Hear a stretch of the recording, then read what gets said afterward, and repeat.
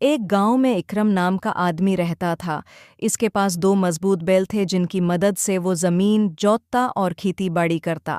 لیکن اکرم کا دل سخت تھا۔ وہ اپنے بیلوں کے ساتھ اچھا سلوک نہیں کرتا تھا۔ اکثر ان پر زیادہ بوجھ ڈال دیتا، کبھی کھانا کم دیتا اور گرمی سردی میں بھی آرام نہ کرنے دیتا۔ ایک دن اس نے اپنے بیلوں پر بھاری گاڑی بھر کے مٹی ڈلوا دی۔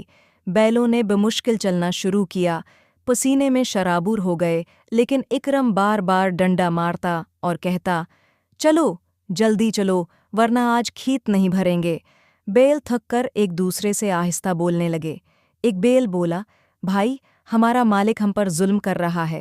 دوسرا بیل بولا، ہاں ہم اس کے لیے دن رات محنت کرتے ہیں پھر بھی یہ ہم پر رحم نہیں کرتا۔ یہ بات سن کر اکرم چونکا۔ اسے ایسا لگا جیسے بیل واقعی باتیں کر رہے ہیں، مگر اس نے کان بند کیے اور کہا، یہ میرے جانور ہیں، ان کی آوازیں ہیں، باتیں نہیں۔ لیکن بیلوں کی کراہٹ اس کے دل پر اثر کر گئی۔ اسی رات اکرم کو شدید بخار ہو گیا۔ وہ کمزور پڑ گیا اور کئی دن کھیتوں پر نہیں جا سکا۔ اکرم نے تڑپتے ہوئے کہا، یا اللہ، یہ بیماری کیوں آ گئی؟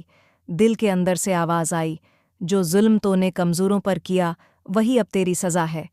اکرم نے روتے ہوئے بیلوں سے کہا، میرے بیلو، مجھے معاف کر دو، اب میں تم پر کبھی ظلم نہیں کروں گا۔ بیلوں نے سر جھکا کر جیسے کہا، مالک، اگر تو ہمیں پیار سے رکھے گا تو ہم بھی تیرے ساتھ محنت کریں گے۔ اکرم نے عہد کیا کہ اب وہ کھیتوں میں بیلوں کو آرام دے کر پیار سے ان سے کام لے گا۔ لیکن کچھ عرصے بعد جب صحت بحال ہوئی تو اکرم نے سوچا، میں اپنی زندگی بدلوں گا، اب کھیتوں کے ساتھ ساتھ چھوٹا کاروبار بھی کروں گا۔ اس نے گاؤں میں گول گپوں کی ریڑھی لگا لی۔ اس کا ذائقہ اتنا اچھا تھا کہ لوگ دور دور سے گول گپے کھانے آتے۔ اب وہ گاؤں کا مشہور گول گپے والا بن گیا۔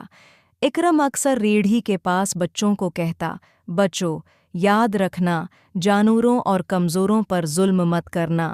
جو ظلم کرتا ہے وہ خود سزا پاتا ہے۔